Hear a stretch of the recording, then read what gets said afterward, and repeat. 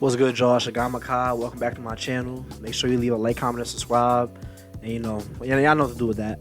But that game just now was insane, yo. Like, it was just crazy. Like, I was on the edge of my seat the whole entire game, and it's just the Miami Heat of fighters, man. They really just not ready to go home. They're not ready to pack their stuff, leave the bubble. The Lakers, they having a hard time closing this thing out. And you can't ask for much more from LeBron, honestly. Like, 40 points, they near a 40-point triple-double. I think he had about 12 rebounds, 7 assists, hitting a lot of big shots. He was really hot from three tonight, and it was just a classic from LeBron. Like, what less do we expect from him? You got 80 contributing. He had about, 28, I want to say. Somewhere in the 20s, mid-20s, high 20s. He had somewhere around that. And, impeccable defense from him on another night. But let's just talk about Jimmy Butler, man. Jimmy Butler, man, he's starting to creep into that top 10 in the NBA list.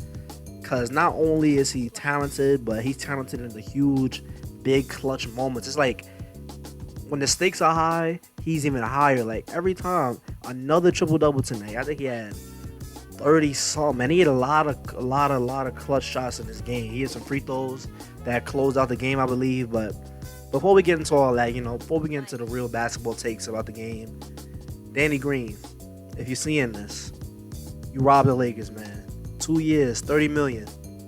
What did he have tonight? I think he had 5 points. 5 points. He might have 5 points or 8 points. Not enough. You can't hit a wide open three. Wide open. This might be the most open shot I ever seen him have. This might be the most open shot I ever seen anybody have in their life. You can't hit it wide open. And I can already see the Skip Bayless video now on Twitter tomorrow morning. He's gonna be like, oh, not tomorrow morning, on Monday morning. I can already see it. Why didn't LeBron take the final shot? Why is he passing to Danny Green for the final shot? Kobe wouldn't have done that. Jordan wouldn't have done that. I don't want to hear that, bro. They literally sent 3 men at him, and Danny Green has one job. Danny Green has one job in NBA: knock down shots. He has 2 jobs: knock down shots, play defense. But his main job, knock down 3-point shots, wide open. I never seen him open 3 in my life. And let's talk about what Markieff Morris did, because you would think that man is Superman.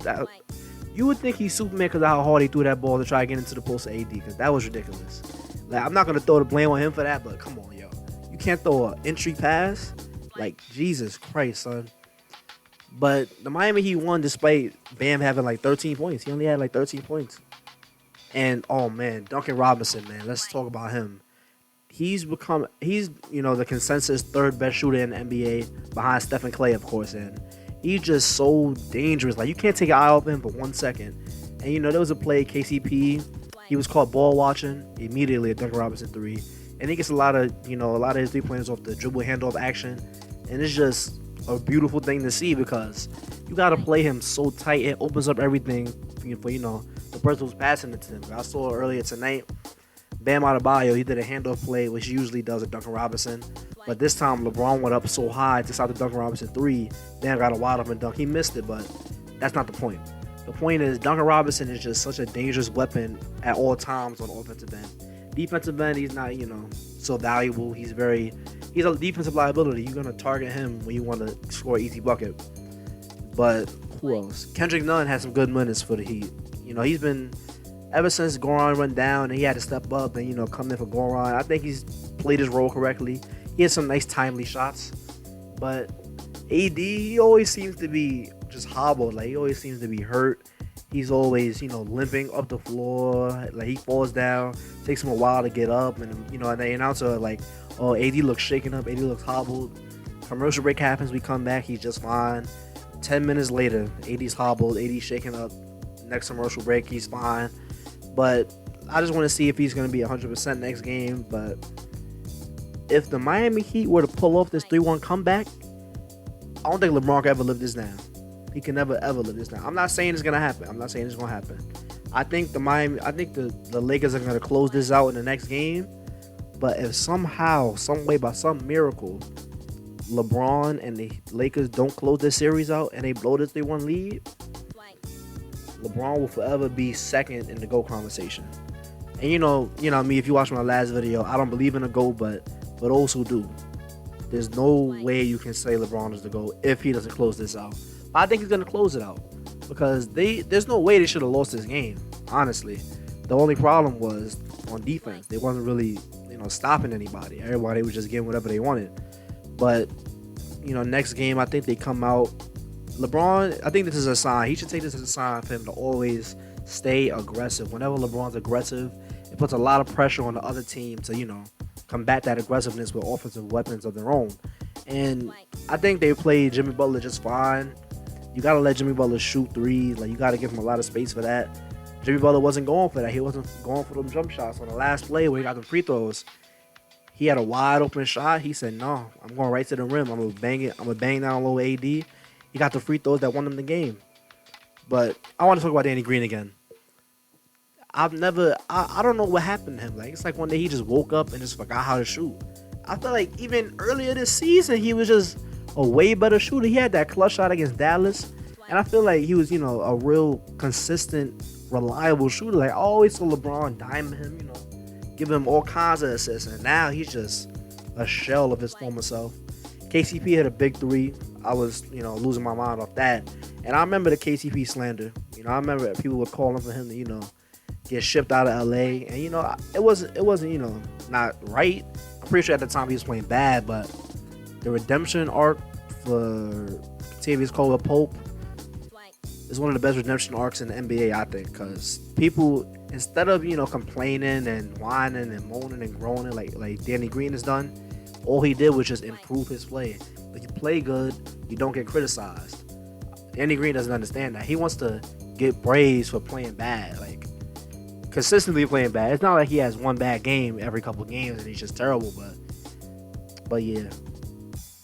Anyway, LeBron, a wasted finals performance, honestly. This could have been a classic. Imagine if they would have won the game after a night like this. I don't think the world would be able to sleep after that. But I know, they're going to come back next game aggressive once again. And I think AD, he needs to get treatment or something, because it seems like that heel is bothering him again. I saw a report of him, that heel being re-aggravated. I think he went to the back for a second, but he came back just fine. And we're going to have to see if he's going to be healthy for the next game. Like, he's going to play, of course, but if he's going to be 100%. And we're going to have to see if the Lakers can just slow down some of these Miami Heat guys, because Miami Heat, they get it from everywhere. They get it from a lot of people. They get it from Jimmy, Duncan Robinson, Tyler Hero, Kendrick Nunn. They be getting it from Gorman if he wasn't injured. Jay Crowder. Like, they're just getting it from a lot of places. And it's like, it's hard to stop so many people, but I think, number one, Duncan Robinson can't have 26 games. I don't think he's going to have 26 again. I don't think he's going to have a similar game to tonight, but, let's just try to not have him go off like that. And, they doing the best they can on defense. Oh, yeah, Kyle Kuzma. I forgot to talk about him. Kuzma. He got to get better on defense. He's been in the league for too long to just be getting cooked like this. He bites on every single pump fake. I never seen a man go for so many pump fakes in my entire life. He played a little overzealous on a Duncan Robinson 3, got him a 4-point play. He fell for a Jimmy Butler pump fake, and then he complained about the call. But he just needs to understand, you don't have to jump for every pump fake. You can stay on your feet, stay composed. You don't got to jump for every pump fake. And, I think he hit some shots, but that's been the Lakers' biggest problem, man. Like, they don't have that third guy. The third guy is somebody different every night. But their bread and butter this entire season has been, defense. They played great defense the entire season. And tonight, they just let it get out of control. They let the shooting get a little out of control. And they fought and clawed the whole game. They didn't leave for much of the game. They led, late going into the game. And I thought it was a wrap. When Kentavious Caldwell-Pope put that 3, I thought it was a wrap. I thought there's no way they're going to let Miami claw back from this. Miami clawed back. They hit some big shots, some big tough shots, and they just fought. Miami's a tough team. They're not going down without a fight. Jimmy said this. He said they didn't come all this way to lose. I'm pretty sure Jimmy's in the locker room saying we got them right where we want them. And, once you win game 6, it's a whole different ballgame. They just got to win one more game. So, this whole series gets flipped on its head if they win the next game on Sunday. But we're just going to have to see if they can pull off that. If they can pull that off and, maybe compete in a game 7. As a basketball fan, I'm excited. As a LeBron fan, I wanted to wrap this up. But I'm more of a basketball fan, so I'm excited we're gonna see more basketball. I don't want the bubble to end so soon. I was a little sad earlier that the bubble could potentially be ending after all we've been through with it. It's given us a lot of classic moments, but other than that, what a great game, what a great classic game, and I hope the next game is just as competitive, if not more competitive. I don't know if you can get more competitive, but Anyway, if you stayed to the end of this video, thank you. Don't forget to like, comment, and subscribe, and I'll see you on the next one.